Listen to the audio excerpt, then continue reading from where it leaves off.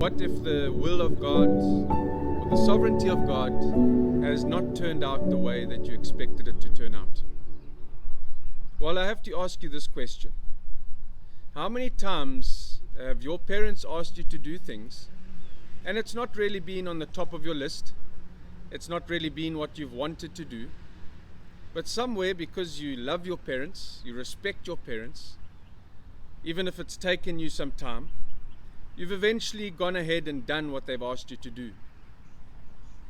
And I mention this, students, because it's very much so with the sovereignty of God. There are, of course, going to be times where down the road, it might not be today, it might not have been something big in your life today. When we talk about the sovereignty or the will of God, you might be in a place today where life has been fairly easy and you've simply followed your parents from place to place, and life has just been about that. But there's going to come a time, students, down the road where it's going to be more than following your parents and more about your relationship and obedience to God.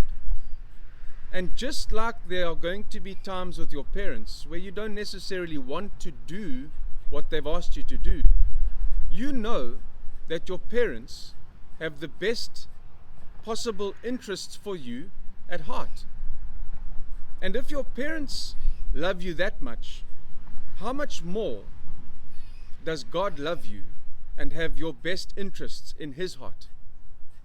And so, yes, of course, there's going to be things that in His will and in His sovereignty down the line, as you grow in a relationship with Him, that He's going to require of you that you might not necessarily want to do.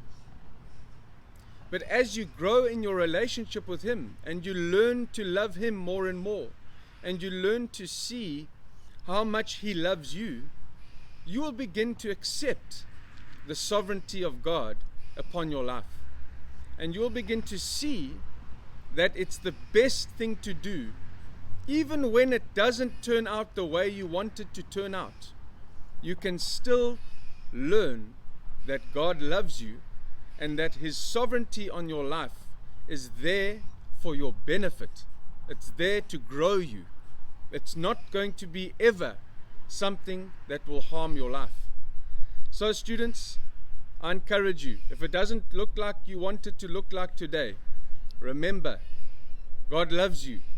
He has your best interests at heart, and He is never out to harm your life in any way. Have a great day, students, and I look forward to chatting again soon.